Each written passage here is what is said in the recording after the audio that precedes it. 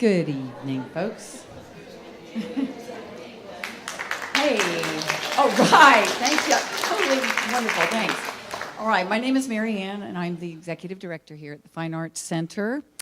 And I am very, very pleased to be on the stage this evening that Dorothy has asked me to introduce this program. And I want to thank all of you for coming this evening. I think it's important to support the arts and to support the spoken word and storytelling as an art. It is something that is so important to our culture and so important to the future. Thank you all for supporting this event tonight. And also to Dottie Jean for throwing her hat over the fence and stepping up and doing this program tonight. She's worked very, very hard, and I know you are in for a treat. So, first out on the stage this evening will be Dottie Jean. So Dorothy Kirk, or Dottie Jean as she is known in the storytelling world, has lived in Tryon since 1993. Dottie Jean has been a storyteller most of her life, but started pursuing it seriously when she retired in 2011. Dottie Jean tells personal stories of growing up in the Chestnut Hill neighborhood of Salisbury, North Carolina. Y'all have fun.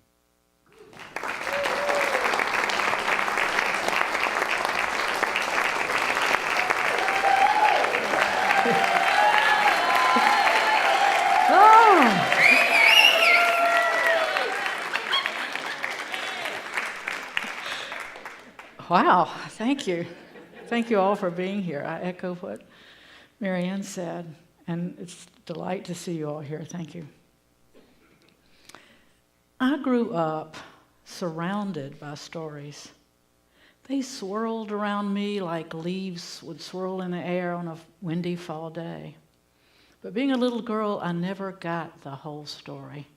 There were parts of the stories, many parts of the story that the adults wanted to keep from me. They didn't consider they were things that I should know. And I could always tell when those parts came. They would either make some gestures about things. They would go like this, and they would speak in code. For example, if a woman was having problems with her period, they wouldn't say that. They'd say, she's having female problems. If she was pregnant, they would say she's PG. I never actually heard the word pregnant spoken out loud until I was 14 years old. Now, they willingly happily told me the stories they wanted me to hear. And they told these over and over again. The bedtime stories you hear, you know how they're going to turn out. I found them boring. I wanted to hear the secret stories, the hidden stories, the things they didn't want to tell me or didn't want me to know. So there was only one thing left for me to do. Out of necessity, I became a story sleuth. And to be a good story sleuth requires very special skills. First, I had to be invisible. And this meant being out of the range of the conversation, but not so far out of the range that I couldn't hear what they were saying or sense what was going on. I need to make sure that they didn't notice me. So this meant I had to pretend to be engaged and involved in some activity. So I'd play with my dolls or puzzles, or I learned that the best thing to do for me was to sit quietly in a chair with my nose in a book. And they would forget I was there, and that would be the best thing. So in my development as a story sleuth, I became a professional eavesdropper and developed some incredible observation skills. I'm going to tell you some stories tonight that are stories that I have sleuthed out. Sleuth can be a verb. I sleuthed out these stories. And a couple of these stories took a lifetime of sleuthing. Practically my entire life to figure out, put the pieces together to the story, to find the bits and pieces, the evidence, the memorabilia that would help put it together. All the stories are love stories tonight. that I'm telling. A few years ago, I told one of these stories, a love story, and another storyteller said, I find that we tell the stories we really need to have in our lives. Well, I need love stories in my life, and I think everybody does, so I'm telling love stories tonight. Two of the stories, all these stories, I'm telling you 3 stories, they would not exist, as stories, without my sleuthing. These stories are alive today, and I am able to tell them to you because of the story sleuths. One of the stories, I'll admit, I was kind of a failure as a story sleuth. I knew there was a story. I couldn't quite get at it, but it unfolded in the perfect way without any help from me. I first got interested in story sleuthing when it was 1951. I was 8 years old and just out of the 2nd grade. The reason I got interested in story sleuthing as a serious pursuit is because of my babysitter, Mrs. Lelia Butcher. My brother and I called her Mrs. Butcher, sometimes Butcher for short. She lived just the house down from us. She was the age of my grandmother, really. And I knew that Lelia Butcher had a story, but I didn't know what it was. And I really wanted to find out what is her story. One thing that I observed about her that made me think she had a story worth hearing is that she never told any stories. You know, my mother told stories, my aunts told stories, everybody around me told stories. She never told me any stories, and she never really talked very much about herself. So I thought, well, that piqued my interest, and I thought there is something there that is worth hearing. So I would ask questions and try to find out, but without much luck. I knew she had been married and that her husband's name was Don. And I knew that he was somewhere far away and they could not be together, but I had no idea why. No one would say. He was just away somewhere. I couldn't quite figure out why she was married to Don and they weren't living together. I remember one time she was in our kitchen that summer of 1951, writing on a ruled tablet, sitting at the kitchen table. And I went up to her and I said, "Are you writing a letter to Don?"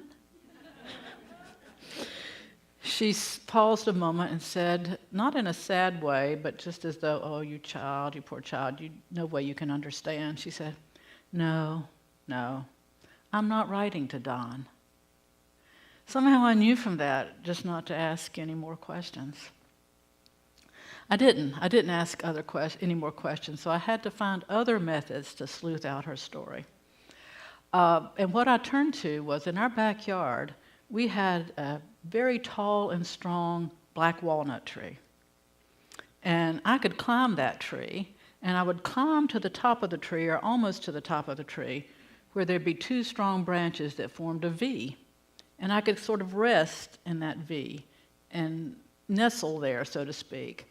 And from that point, I could see basically my world at that point. My neighborhood, the Chestnut Hill neighborhood of Salisbury. I could see the houses. I could see all the houses. I could even, if it was, the best time for me to climb that tree was at dusk, or sometimes it was dusk, was when Mama came home from work, because Butcher was our babysitter, and Butcher would walk the back path from her back door to our back door, a distance of about 60 feet. And we always took the back way. We called it the back way. Take the back way. Go down to Butcher's and borrow 2 eggs and take the back way.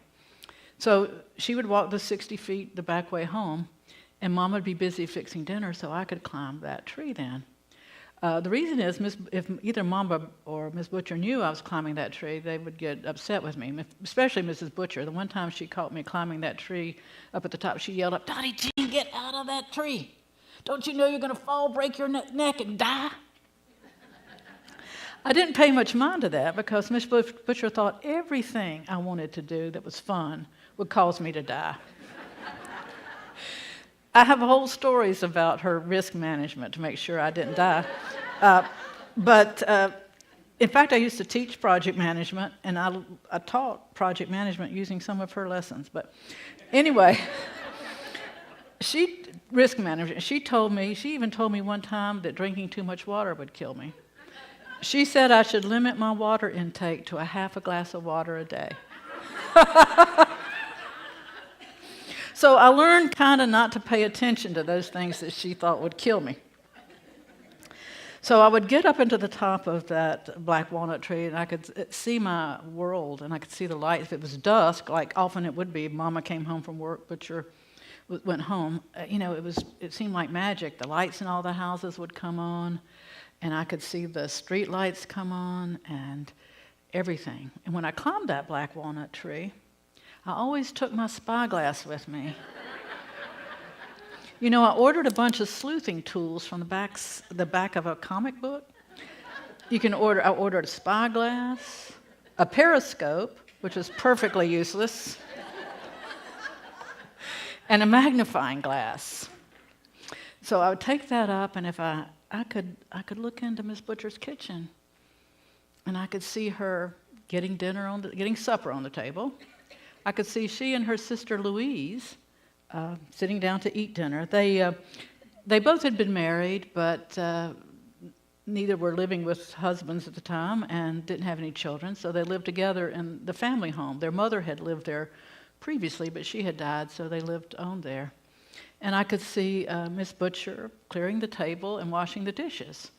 And when she washed the dishes, she always had a kettle of simmering hot water on the stove for things like washing the dishes, because in 1951, Miss Butcher didn't have hot water in her house.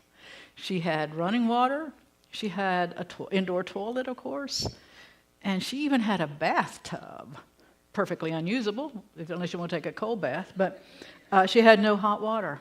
And that was, even in 1951, that was unusual. That was the only house I knew that did not have hot water. So she had to boil water for dishes and everything. If I focused my spyglass real careful, I could even read the writing on a wall plaque she had hanging in her kitchen that later hung in my own kitchen, and I still have today. It was a round plaque, and it had a picture of a Pennsylvania Dutch couple. You could tell by their outfits. And they were leaning forward toward each other with their lips just about to meet, but not quite meeting. And written underneath in sampler style, cross-stitch style, was one of Mrs. Butcher's favorite words of wisdom to me. "Kissin' don't last, cookin' do."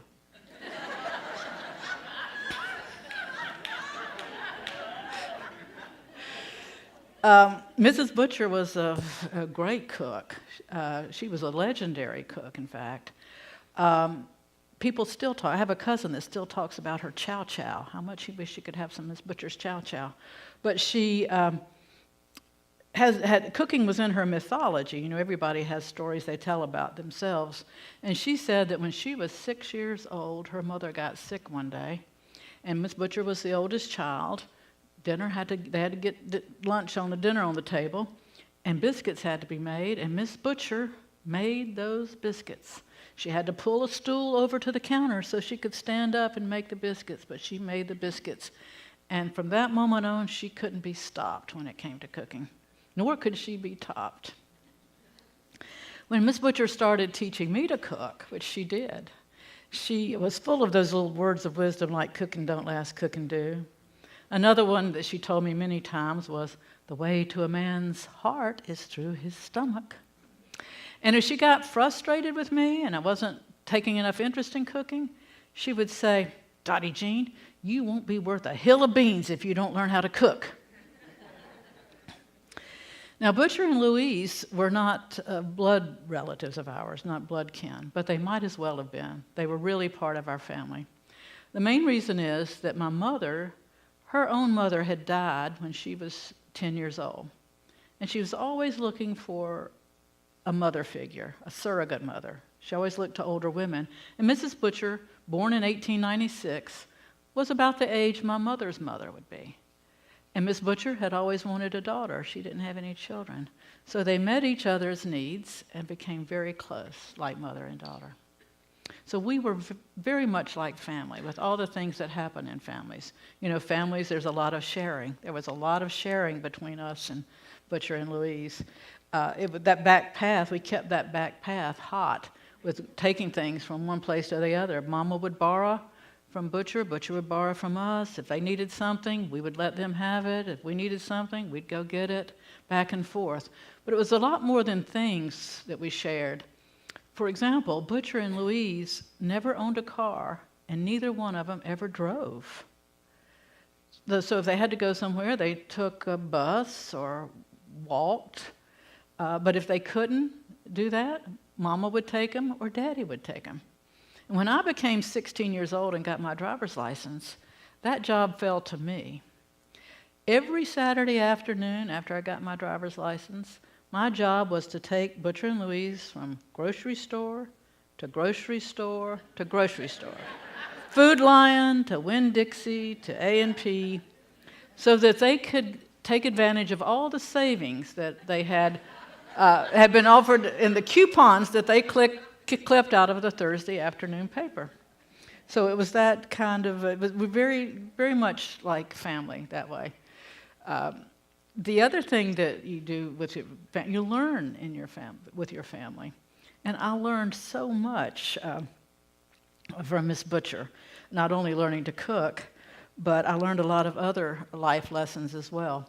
For example, when I was a freshman in high school, I had to take home ec. All the girls had to take home ec then. That was 1957. Now, cooking was no problem. She taught me how to cook, but sewing was a problem. I had never, Mama didn't sew. We didn't have a sewing machine. I didn't know anything about sewing. So we're going to have to do a sewing project. So Mama took me down to Belk's.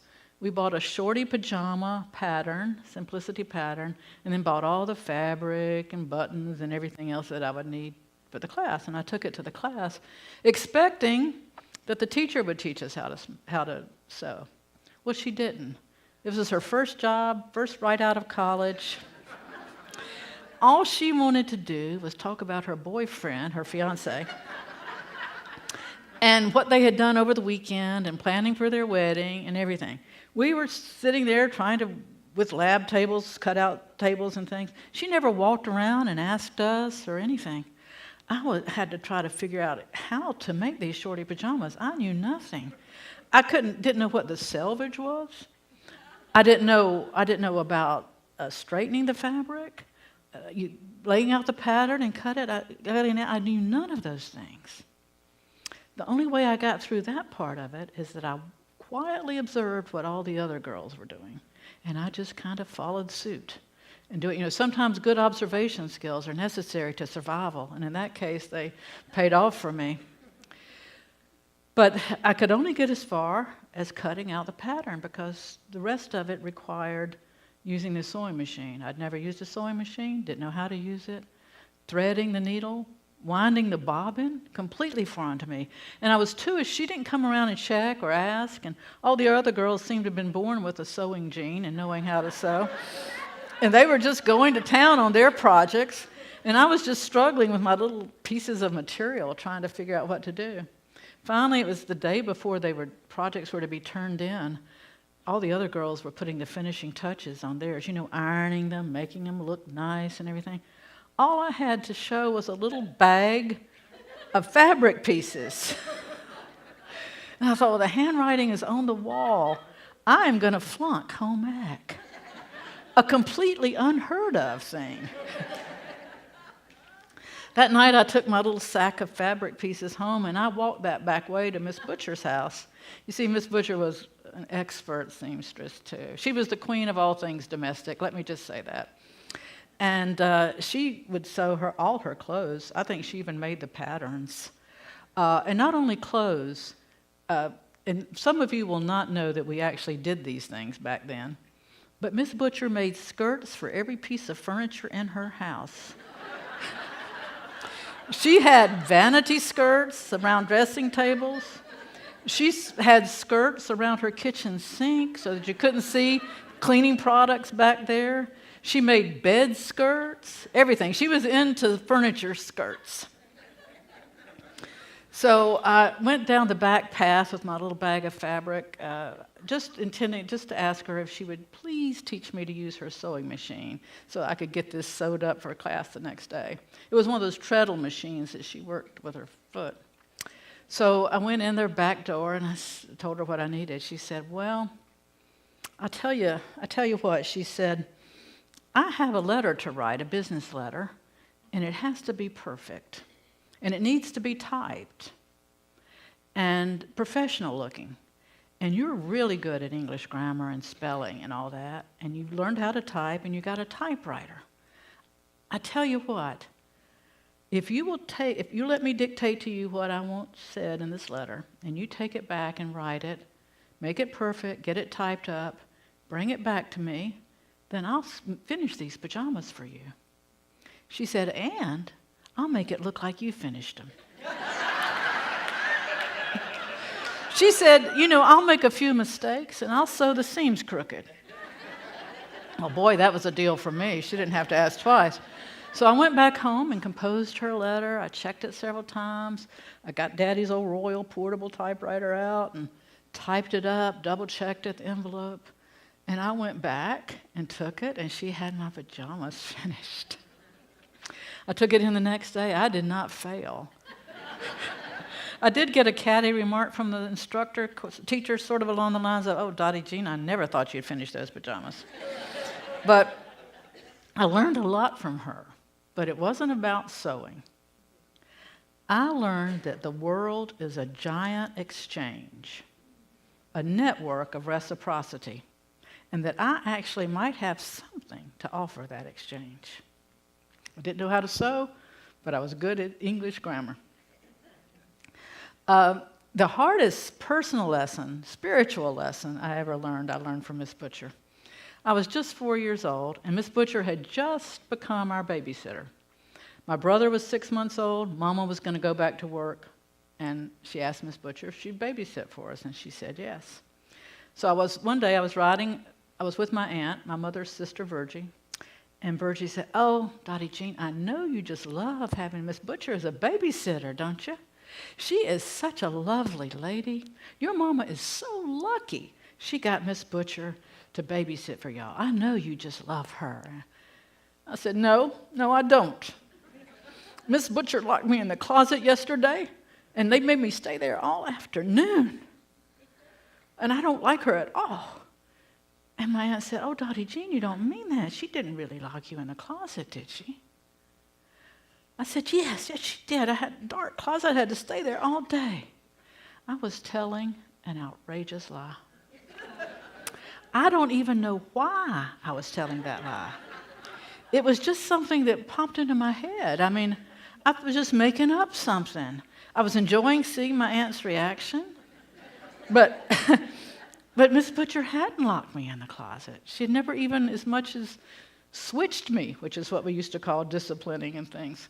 But I didn't even think about it. It just popped out.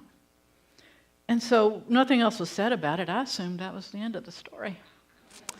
And so the next day I was at home, and Mama and my Aunt Virgie come in the door. They'd been down visiting Miss Butcher. Now that in itself wasn't uncommon. But they would look very serious, and they came in and said, Dottie Jean, we need to talk to you, and we want you to promise us that you'll tell us the truth. I was beginning to get a little nervous, didn't know what this was about. They said, we've just been visiting with Miss Butcher, and we left her down there crying her eyes out. We just had to find out whether she had really locked you in the closet or not. We asked her about it, and she said, no, she didn't lock you in the closet, and she'd never do such a thing. She got so upset, she was crying. She said she was so hurt that I would tell such a story on her. By the way, they never said I lied. They said, don't tell a story on somebody. You told a story. I had told a big story on Miss Butcher. And she said, they said, and she doesn't think she can ever come back again and babysit for y'all after what has happened, after you have told this big story on her. Oh, she said, they said, now tell us the truth. Did she lock you in that closet? Oh, I was so scared. I had to tell the truth. I said, no, she didn't lock me in the closet. I don't know why I said that. I just told a story. And they said, well, thank you for telling us, and there's only one thing that can be done to set this right. You are going to have to go to Miss Butcher and beg her forgiveness. And those are the words she used. You're going to have to beg her for her to forgive you. And so the three of us went walking to Miss Butcher's house. This time we walked the front way, the sidewalk way. It was a little more formal situation. And I was really scared. I didn't even really know how to say those words. And so we walked into Miss Butcher's house, and I could tell she had been crying. She had been crying. She was still sniffling and everything. And I said, "Oh, Miss Butcher, I am so sorry. I told a story on you, and I didn't mean to. I beg you to forgive me." And she did. She forgave me. And she said she did forgive me, and things eased off a little bit. And she got up and got us some iced tea and some cookies, and things got all right. Had been really worried about what kind of punishment would follow that, but there was none. Mama said she felt I had learned my lesson, and I had learned my lesson. And Miss Butcher did come back to babysit for us, and she was our babysitter for the next 11 years. But during that 11-year period, I never found out any information about her and Don. I didn't know where he was. I didn't know what had happened or anything. It was only in 1976 when Miss Butcher died, and I was talking to my mother. I said, well, because Miss Butcher's obituary did refer to her as Mrs. Lelia Butcher, but it didn't mention anything about being married to Don. It didn't mention anything about maybe he had predeceased her. Nothing, not a word about him. So I asked Mama about it. She said, well, Mrs. Butcher and Don had gotten married when she was about 16 or 17 years old. She was born in 1896, mind you, so that would have been 1912, 13. Think of this. I'm telling you a story about somebody in my life who was born in 1896 and would have gotten married in 1912, over 100 years ago. And that Butcher had told them that they loved each other very much. They were very compatible. Don, like she did, loved working in the yard and loved gardening, and that they were happy. And then World War I came. And Don either joined the Army or was drafted, I don't know, but joined up with the Army. And this was when the United States entered World War I in April of 1917. And he was shipped to France, where he was a member of the infantry, carrying a rifle, living in the trenches, fighting on the Western Front. And that he fought there for, 2 years or so, till the war was over. And when he came back home, there wasn't much of Don left. He was a damaged man, suffering from shell shock. He had been wounded in addition. And he couldn't return to his home and his wife. They sent him to a soldier's home in Indiana. I think then a soldier's home would be like a veterans hospital today. Mama said that Mrs. Butcher followed him to Indiana and rented a room in a private home, believing that her presence, she would help him recover. She could have, he would begin to recognize her. He would get better. And she stayed there a few months, and he never got any better. He never knew she was there. And the doctors told her there was very little chance he'd ever be able to return home or lead a normal life. Mrs. Butcher's mother begged her to come back home, arguing that she had no friends there. She didn't have a support system. She had family in Salisbury. Would she please come back home? So reluctantly, Miss Butcher came back home, got on the train and came home. At that point, Mama said she didn't know whether Don was living or dead. They did not know. Miss Butcher never divorced him. She never remarried. But World War I essentially ended their marriage as she knew it. Then after the last piece, the story wasn't yet complete. The last piece of the puzzle came after my own mother died in 1987. And Mama had been Miss Butcher's heir. So I had a collection of Mama's memorabilia, photographs and everything. And in that was some of Mrs. Butcher's things. So I found a little 2x3 light cardboard thing that looked like a picture frame that you could open up that way. And I opened it up, and inside was a picture of Don, because it said that, and a newspaper article from 1920. And it was about Don. It said Don Ritchie, who was a resident of Lafayette Soldiers' Home somewhere in Indiana, had been awarded the Purple Heart for being wounded at the Battle of Cantigny, And he had also been awarded the Silver Cross for conspicuous gallantry in battle. He had fought in some of the most horrific battles of the Western Front. And he came home a hero, a war hero, but he didn't know it. Not only that, Miss Butcher never talked about it. She never bragged about him. She never shared his heroism. The only answer I can have for that is just she thought if he'd been less of a hero, maybe he would have been able to come home to her, because we never knew that of him. His heroism was hidden in that box of memorabilia and photographs, unknown to us. And it was then that I realized that all that sleuthing I did, that I had the story all along. I had the essential clue to Miss Butcher's life. And it was in that wall plaque that I used to look at through my spyglass, in which she gave me when I had my first house. And it's for Mrs. Butcher. The kissing didn't last, but the cooking lasted a lifetime. Thank you. Thank you. Thank you. Thank you.